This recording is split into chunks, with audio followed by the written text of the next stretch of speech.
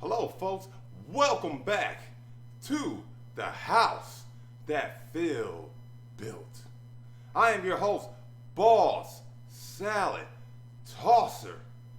And what I have for you today in the history of arcade gaming is these nice little pop arts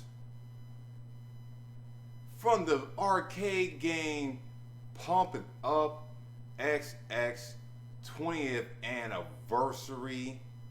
These are one of a kind pops that goes on the Pump It Up LX cabinets.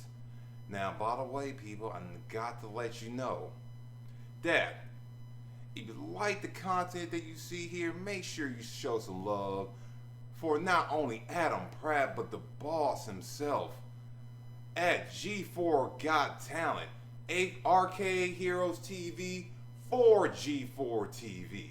Now, let's talk more about these one-of-a-kind art. Now, back here a couple years ago when XX premiered at the IAAPA showcase, these pops were all the thing. They were huge, they were bright, they were phenomenal. And you think these things would be available for purchase, but no. These were one of a kind. I even asked about buying it right there, and apparently they were just for promotional use only. And that these nice little pops, which are, by the way, almost over 5 feet tall, which is probably it's freaking huge. These things goes on the side of the Pump It Up LX cabinet. If you don't know and you have not seen a Pump It Up LX cabinet up close, you'll notice that on the side of the cabinet there are holes specifically here or on the side of the machine just for these. Okay. There were no pops in the beginning for the Pump It Up Prime 2 game, but there are for this game. Unfortunately, these things are one of a kind, and they are rare. Okay, they are rare. Okay, you don't see many arcades or any arcades with them. Once these were basically shelved after the showcase of the show, they were shelved for good. Basically, put to the side to never be used again. Now, over here, what we have over here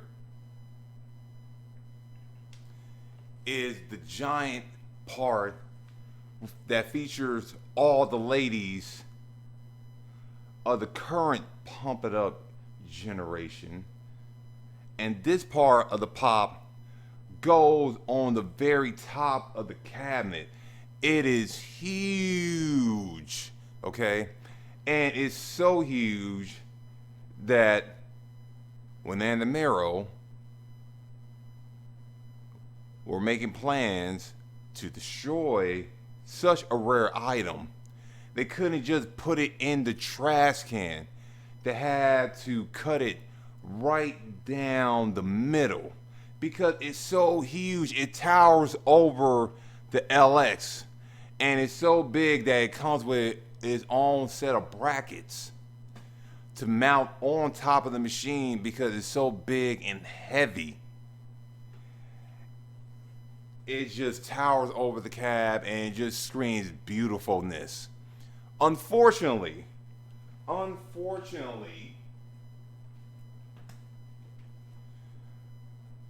arcade companies like Andamiro have a little disconnect between their fan base as well as what some of their customers want when they purchase these games. Now, you might have just heard what I just said just a moment ago about Andamiro cutting this in half to throw it in the trash. Am I saying that Andamiro was making plans to throw these in the trash? No. I am saying that Andamiro threw these in the trash because the other pop art over there, that was in the trash can. Yeah, I know, right? It's kind of crazy to think that pop like this, which people will pay maybe up to $200 to $300 for, by itself because it is one of a kind and it is rare, the company would just throw them in the trash. Actually, most arcade companies, with their pops, their arcade cabinets, and all that, they just throw them in the trash. What most people don't know is that the arcade companies don't know what to do with their stuff. In fact, there's a very, very big disconnect where they feel that they rather just throw it in the trash than sell it at a discount. Example, before the LX, the TX and the CX existed. They were beautiful machines. The CX more beautiful than the TX. The TX looked like a bastard that didn't belong next to the CX because all it was a carbon copy of the DDR-X Besson cab, with the CX being the DDR-X Japanese cab that the TX should have been. Now, rather than sell the cabinet at a discount just to make some kind of money back, Anamero destroyed all their cabinets. Not the pads.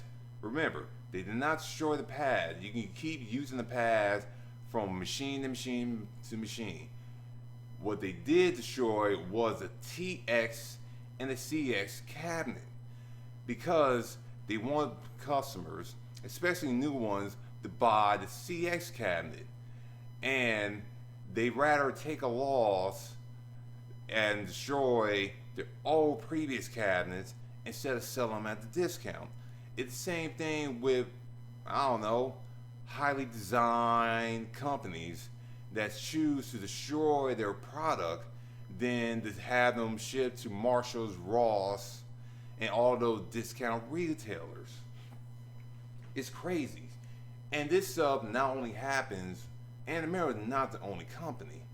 Other companies such as Konami and all those other companies that still come out with arcade releases as well as video game promotions, after the game is up, time is up, and all that, they just destroy all their products.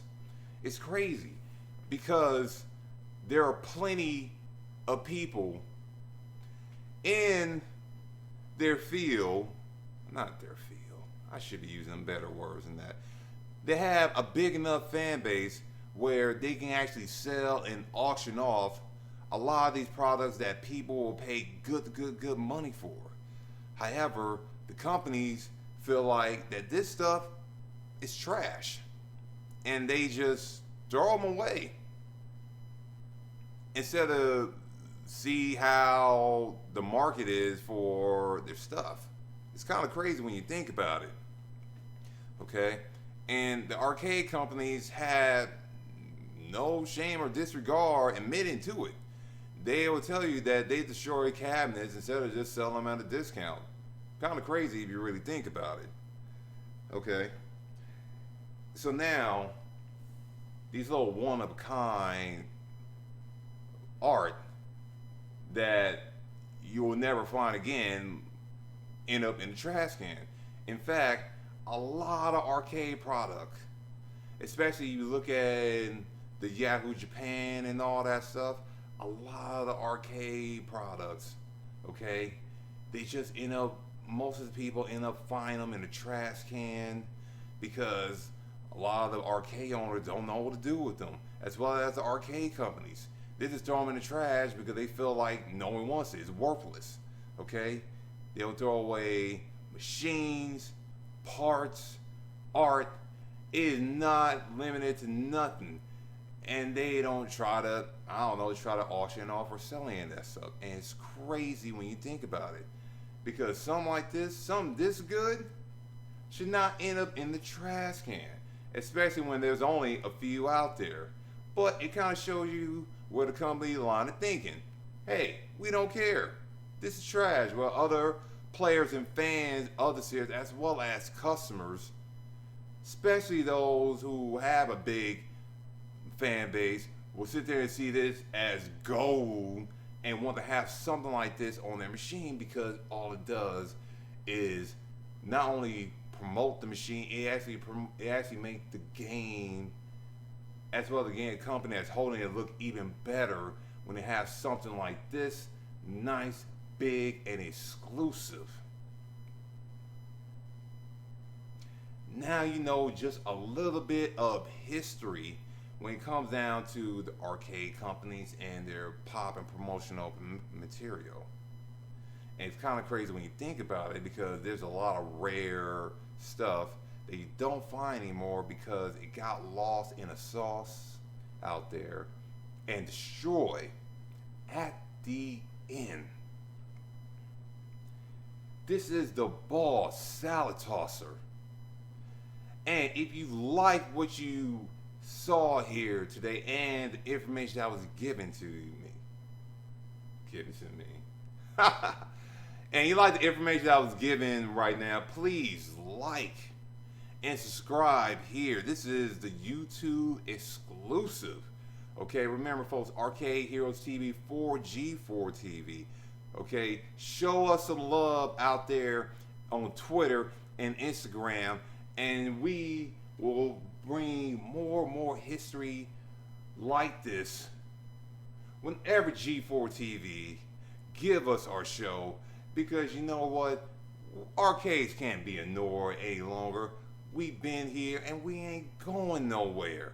Ball Salad Tosser is out. Adam Pratt, Phil Ayrton, Arcade Heroes TV, 4G4 TV.